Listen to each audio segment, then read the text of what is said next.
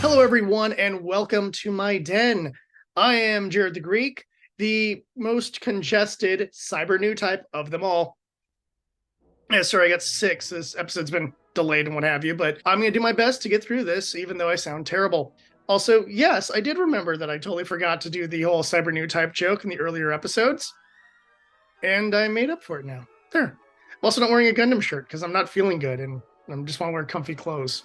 Okay, all that prologue aside, let's get into today's episode. Our cold open features a flashback, seeing the time shortly before Suletta's arrival. Yule is just winning duel after duel. Even people are going like, oh man, that Yule guy just loves dueling now, don't he? And you see Shaddiq go to Mirine's little garden and talk with her, agreeing with her that the system they have is really dumb. After all, trading Mirine around to the winner of the duels is kind of old-fashioned and dumb, and as we brought up in the previous episodes here, Miorine and Shaddiq agree, so we show that Shaddiq had at least some general interest in Miorine to begin with, and we show that he didn't like the duel system. After our opening sequence, we are then brought back to where we essentially ended off in the previous episode, with Miorine and Shaddiq arguing over the current change to the school rules. Since they can't have their startup anymore, Miorine basically demands Shaddiq to tell her, did you change the rules in order to try to steal my company? And Shaddiq basically replies that he isn't trying to steal the company. She'll still be the president. He'll just merge it into his little mini company to make it a bigger, better company. Miorine has the logical decision to challenge him to a duel because screw you, this is my company. This leads them to setting up a team duel, which means that each squad will have 6 members, because Shaddiq himself doesn't seem like the most confident of mech pilots, and is definitely in the category of, hey, I'll go in with my team, let my team soften everyone up, and then finish everyone off myself, so at least I can get some glory. This leads to the Earth Dorm trying to put a team together, which is a problem when they only have 2 mech pilots. You have Choo-Choo and you have Suletta. Everyone else might have basic knowledge, but they are not actually trained to be pilots. Many of these people are mechanics or business class or things like that. So as they're looking for new team members, Suletta runs into Gyul. And this was the moment I was like, oh, is this going to be the moment where Gyul joins the Earth Dorm in order to stand up and fight and regain his honor? Nope. He basically turns Suletta down almost immediately just because his dad doesn't want him to duel, so he's not going to duel. So even though I thought Yule was kind of going against that whole I'm daddy's good little soldier, maybe not. This gets followed up on later by Yule receiving a call from his father telling him that they're going to withdraw him from the school and just bring him into the company because they have other plans for Miorine. So we know that Yule is going to have to make some very interesting decisions very soon, or he's just going to get pushed out of the show for a while. We also see Nika trying to reason with Shaddiq, saying like, hey, could you just turn it back? This is really uncool. And Shaddiq's like, nope, you can't reason with anyone in this show. Shaddiq also tries to reason with Miorine, saying, hey, look, you don't stand a chance in a team fight. We can work this out if we just talk. And Miorine is like, piss off. And rightfully so, considering, Shaddiq tried to screw her out of her company. We also see Miorine contacting the Pell Corporation in order to try to get a hold of some units. Specifically, they wanted the Feroct to give them a nice advantage. All they got was Zawarts, which, aren't terrible units, but it doesn't really give the Earth team any major advantage beyond the aerial. Well, in the end, the Earth team basically just assembles more or less a garbage squad with only 2 actual capable fighters versus the over-equipped and overpowered Grassley Dorm, which not only has access to the Mechalis, which becomes, of course, Shaddiq's main unit, but also the Begeer Pente, which is the successor to the Begeer Bie. Meanwhile, you basically have some Zawarts and an aerial to fight back.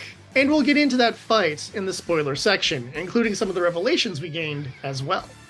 On the character side of things, this is a very Shaddiq-heavy episode, but we don't really get any major insight into him. We know he's trying to manipulate things so he can get a hold of the Gundam company, and we know that he probably does actually have feelings for Miorine. He has a horrible way of expressing it, but he seems to at least have some interest in her beyond her as a businesswoman. At least that was my vibe that I got. However, whatever could have happened between them obviously never did, and probably never will, due to this kind of behavior that obviously would drive Miorine away from him. Beyond that, we don't really have anyone who gets any major character focus.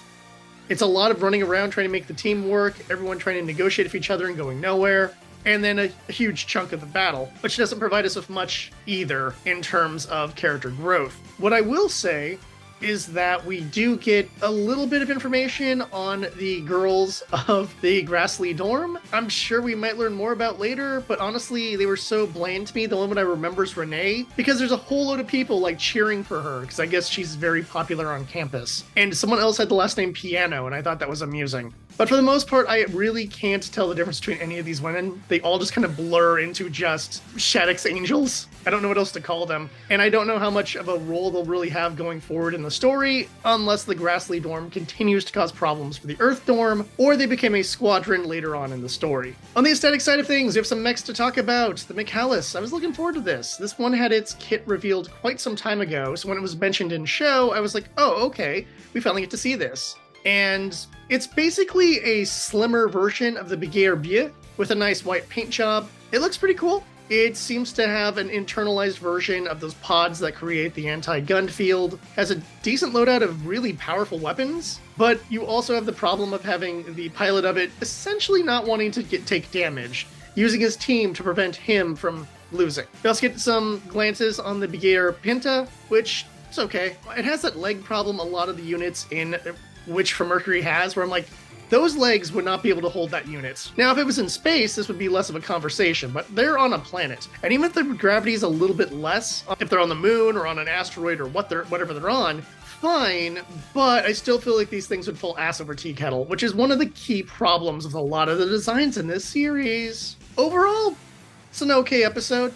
Finally gave us a fight. It was a group battle that was very frenetic. There was a lot of things going on, but sometimes it was just hard to tell what the hell was happening, as you have a lot of background dust getting kicked up and things blowing up, and especially when you have no real attachment to any of the characters fighting, it doesn't add a lot of stakes to it. Had Guel been part of this group, then we'd be caring about Guel. He probably would have been going after Shaddiq to just see which one of them is better, because he has made reference to that in the past. You know, we know that Miorine is basically garbage as a pilot, so there's nothing really there either. And the only real drama comes from when are the anti-Gundam units going to use their field to screw over the aerial? And how are they going to get out of this? Or is this going to be the first major loss for Suletta? And that's about all you got for the drama there. At least we now have the established Gundam Inc. Alright, if you're ready, I am too. It's time for the spoilers. So first off, yes, basically at the end, it is 100% confirmed, unless I'm reading the text wrong, that Shaddiq did have feelings for Miorine. He even laments not trying to fight for her hand back when he had the opportunity, and she's basically like, too little, too late, buddy. I like that. I like the fact that it's just this admittance of, yes, I had feelings for you, yes, I should have done more, I just thought we could just run away together. That's obviously not a choice, and we're not going to be able to take that route anymore. And Shaddiq probably coming to terms that he completely screwed this up.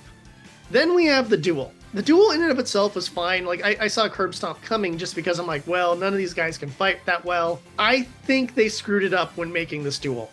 And I'll tell you why. When the aerial gets shut down, it basically just pulls another power out of its ass.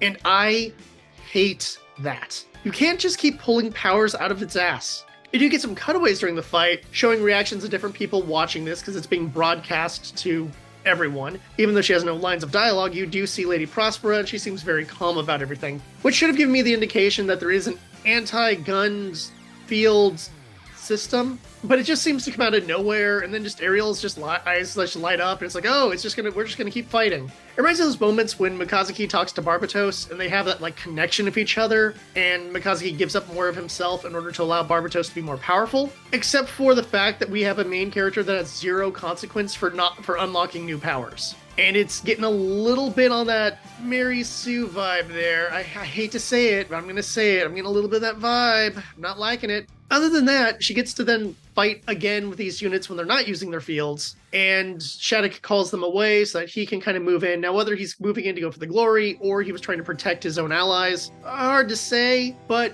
it was such a dumb move on his part when they probably could have handled it, as there were quite a few members of his team left, while essentially there was probably one other member other than the Ariel left on on Team Earth. Also, the fight ending with a sniper shot, while I prefer that over just suddenly Ariel can just overcome the anti-Gundam suits like it's nothing, even though Ariel already overcame the anti-Gundam suits like it was nothing. The sniper shot redeemed this to some extent. I like that as a tactic. We can't beat them normally. We just gotta draw this guy out so I can get a clean shot and just take out the command antenna and we win. That could have been done had Ariel not pulled a new power out of its ass. Had Ariel just been down like that and Suletta was just like, please, Ariel, awaken, please, please, please. And then he decided to come in, go like, I'm going to do the finishing blow because I'm the leader, and then got the sniper shot. That would have been a much better solution to this. Where then now Suletta knows she can be vulnerable, and you're going to have to find a way to deal with that. Versus the anti-gun units, whatever, no big deal. It's gone. I'm back at full power. I hate that. I don't like these easy buttons that Suletta keeps getting in these fights. There's a lot of characters who had to suffer quite a bit in order to achieve what they achieved, and she seems to just skate through everything very easily, and it makes me dislike the character even more.